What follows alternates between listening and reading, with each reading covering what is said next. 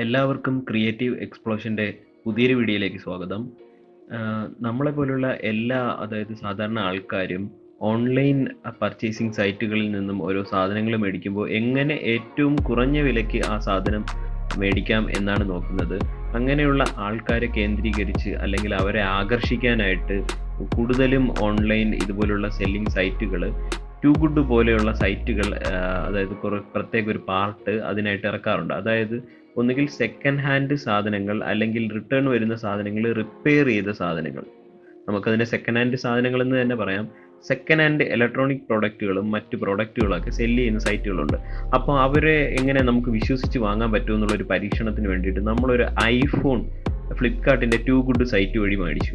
അപ്പോൾ അതിൻ്റെ അൺബോക്സിംഗ് ആണ് നിങ്ങളിവിടെ കാണുന്നത്. പാക്കറ്റിനകത്ത് വാരണ്ടി കാർഡ് തന്നിട്ടുണ്ട്.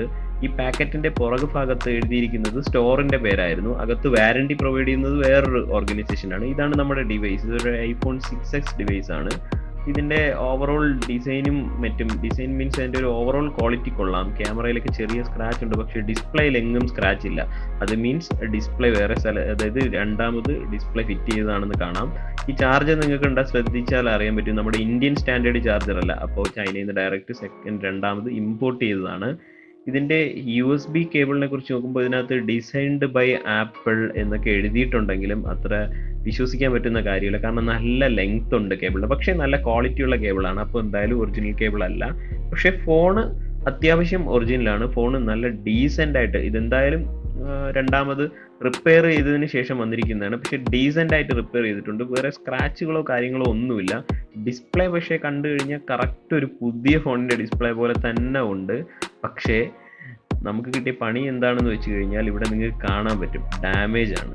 അതായത് ഈ ഡിസ്പ്ലേ ഡാമേജ് ആണ്. സ്ക്രാച്ചോ ഒരു കാര്യങ്ങളോ ഇല്ല. ഒറ്റ നോട്ടത്തിൽ വളരെ ഇതാണ്. പക്ഷേ രണ്ട് സ്ഥലത്തായിട്ട് ഒരു ചെറിയ സ്ക്രാച്ചും വലിയ സ്ക്രാച്ചും ഉണ്ട്. അതായത് ഈ ഡിസ്പ്ലേ മാറ്റി വെച്ചതാണെന്ന് അറിയാം, പക്ഷേ നല്ല ഫിറ്റ് ചെയ്ത് വെച്ച കൂട്ടത്തിൽ എവിടെ വെച്ചോ ഒരു ഡാമേജ് വന്നു.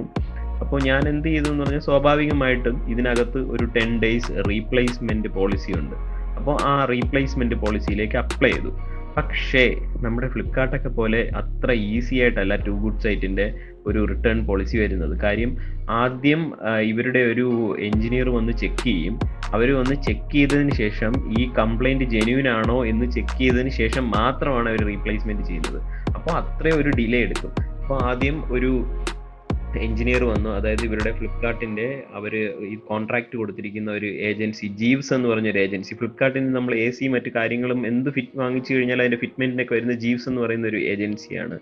അപ്പോൾ അവിടെ നിന്ന് അവർ വന്ന് ചെക്ക് ചെയ്തതിന് ശേഷം ഇത് ഡിസ്പ്ലേ ഡാമേജ് ആണെന്ന് കണ്ടതിന് ശേഷം പുള്ളി കുറച്ച് വാരണ്ടി വഴി പോട്ടെ എന്നൊക്കെ ചോദിച്ചു. അപ്പോൾ ഞാൻ വല്ല എനിക്ക് റീപ്ലേസ്മെൻറ്റ് വേണമെന്ന് പറഞ്ഞു.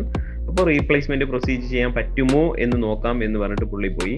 അപ്പോൾ നമ്മുടെ ഈ പ്രോഡക്റ്റിനെ കുറിച്ച് പറയുകയാണെങ്കിൽ ഇതിൻ്റെ ക്യാമറ ആയിരുന്നാലും മറ്റു കാര്യങ്ങളായിരുന്നാലും എല്ലാം ആവറേജ് ക്വാളിറ്റിയാണ്. ഒറിജിനൽ നമ്മൾ പണ്ട് പുതിയ 6x മേടിക്കുമ്പോൾ ഉള്ളൊരു ക്വാളിറ്റി ഇല്ല. എന്നാലും ഏതാണ്ട് 90% ക്വാളിറ്റി അതിന് തന്നെ ഉണ്ട്.